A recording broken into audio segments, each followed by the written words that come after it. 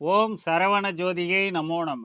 இன்னைக்கு மக்கள்கிட்ட அறியாமைன்றது இருக்கு. அந்த அறியாமை எப்படி வந்ததுன்னா, மாயை என்ற ஒரு பொருள் தான். மாயைன்னா என்னன்னா, நிலையில்லாத பொருளை பார்த்து நம்ம மயக்கம் இருக்கும். பெண், பொன், மண், பதவி, புகழ், இது மாதிரி ஏதாவது ஒவ்வொரு மனிதரும் ஏதாவது ஒரு மாயையில மாட்டிட்டு இருப்போம்.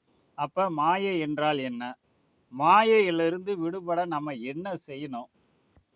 அதே மாதிரி வியாழக்கிழமை காலையில் முருகனை நினச்சி விரதம் இருக்கணும்.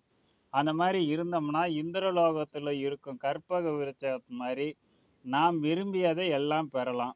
அதுக்கு மணிவாசக பெருமான் என்ன உபதேசம் கொடுத்துருக்காங்க, அதை பற்றி தான் இந்த பதிவு ஃபுல்லாக அதனுடைய பதிவு தான். அதனால் முடிஞ்ச அளவு கடைசி வரையிலும் கேளுங்க, நல்லபடியாக இருப்போம்.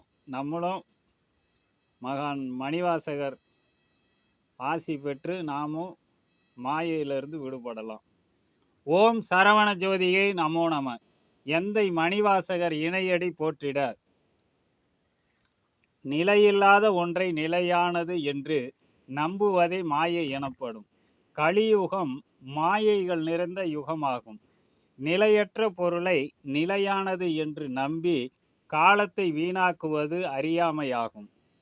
பிறப்பு என்னும் பேதமை நீங்க சிறப்பு என்னும் செம்பொருள் காண்பது அறிவு. திருக்குறள் மெய் உணர்தல், கவியன் 358. பேதமை என்பது அறியாமையாகும்.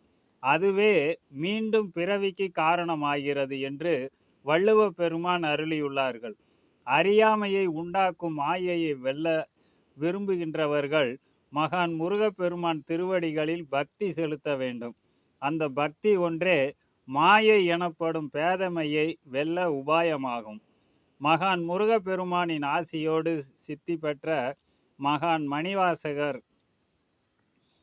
முக்தி அறியாத மூர்க்கரோடு முயல்பவனை பக்தி நெறி அறிவித்து பலவினைகள் பாரும் வண்ணம் சித்தமலம் அறிவித்து சிவமாக்கி எனையாண்ட வந்தன கருளிய வாறு பெறுவாரே சோ.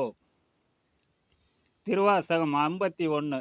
அச்சோ பதிகம், கவியன் 1. அச்சோ பதிகத்தில் கவியாக அருளியுள்ளார். சித்தம் என்பது அறிவு என்று பொருள்படும். சித்த மலம் என்பது அறிவு மயங்குவதாகும்.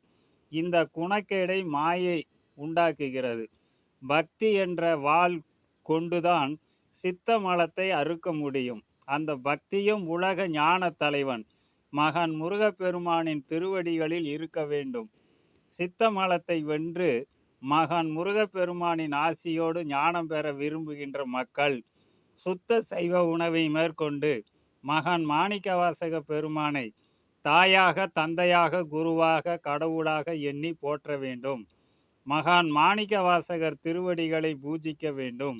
மேலும் இரவு படுக்கும் முன்பும் காலையில் எழுந்தவுடனும் ஓம் முருகப்பெருமான் திருவடிகள் போற்றி என்று 10 முறை மகான் முருகப்பெருமான் திருவடிகளை பூஜித்து வர வேண்டும். பாரில் உயர்ந்தது பக்தி, அதை பற்றின பேருக்கு உண்டுமே வரும் முக்தி. சீரில் உயரூட்ட சித்தி, யாருக்கும் சித்திக்குமே சிவன் செயலினால் பத்தி. மகான் கடுவெளி சித்தர். இந்த உலகத்தில் மிக சிறந்தது பக்தி தான். அந்த பக்தியும் மகான் முருகப்பெருமான் திருவடிகளில் இருக்க வேண்டும். மேலும் வியாழக்கிழமை அன்று காலையில் விரதம் இருக்க வேண்டும். காலையில் 1 டம்ளர் பால், டீ, காஃபி போன்ற ஏதாவது ஒன்றை அருந்தி கொள்ளலாம். மதியம் வழக்கம் போல் சாப்பிட்டு கொள்ளலாம். இந்த ஒருவேளை விரதம் என்பது மகான் முருகப்பெருமானை நினைத்து பூஜிக்க ஒரு வாய்ப்பாக அமையும். வியாழன் அன்று தங்களால் இயன்ற அளவு பசித்த ஏழைகள் ஒருவருக்கோ இருவருக்கோ அன்னதானம் செய்து கொண்டு விரதம் மேலும் சிறப்படையும்.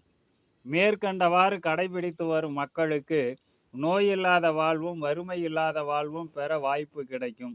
இந்திரலோகத்தில் இருக்கும் கற்பக விருட்சகம் கேட்பதை தரவல்லது. மகான் முருகப்பெருமான் திருவடிகளே கற்பக விருட்சமாகும். மகான் முருகப்பெருமான் திருவடிகளை தொடர்ந்து பூஜித்து வரும் மக்களுக்கு விரும்பியது கைகூடும். எந்தை வேளவன் இணையடி போற்றிட சிந்தையும் தெளிய சிவமது ஆவாரே. அம்மம்மா மணிவாசகர் அருளினை போற்றிட எம்மையும் காப்பார், இவ்வுலகையும் காப்பார். அருளாம் மணிவாசகர் அருளினை போற்றிட இருளாம் மாயை இடர்பட்டு போகுமே. எந்தாய் மணிவாசகர் இணையடி போற்றிட சிந்தையும் தெளிய சிவமது ஆவாறு. அன்னை மணிவாசகர் அருளினை போற்றிட என்னையும் காப்பார் இவ்வுலகையும் காப்பார். மணிவாசக பெருமான் மலரடி போற்றிட அனிமா சித்தும் அருள்வார் நலமே. முருகனடிமை ஆறுமுக அரங்கமகா தேசிகர். எனவே மக்கள்லாம் நம்மள்கிட்ட இருக்கிற அறியாமையை நீங்கணும்னா மகான் முருகப்பெருமானையும் மகான் மாணிக்க வாசக பெருமானையும் நல்ல வழிபாடு செஞ்சு ஏழை எளிய மக்களுக்கு அன்னதானம் செஞ்சு சைவ நெறியில் இருந்தோம்னா முழு ஆசி முருகப்பெருமான் திருவடிகளை வணங்குறதுனால நம்ம விரும்பிய அனைத்தும் கிடைக்குன்றது தான் இந்த சுவடியோடைய சாரம். அதனால் எல்லாரும் சித்தர்களை வழிபாடு செய்வோம். மரணமில்லா பெருவாழ்வு பெற்று இன்புற்று வாழ்வோம். மகான் மாணிக்க வாசக பெருமான் மகான் முருகப்பெருமான் திருவடிகளில் தீட்சை வாங்கிக்கிறது நல்லது. குருநாதர் உடம்புல முருகப்பெருமான் தங்கி இருந்து ஆசி கொடுக்குறாங்க. அதனால் ஐயாக்கிட்ட வந்து தீட்சை பெற்று போனால் ரொம்ப சிறப்பாக இருக்கும். வாய்ப்பு உள்ள மக்கள் வந்து பயன்படுத்திங்க. ஓம் முருகப்பெருமான் திருவடிகள் போற்றி.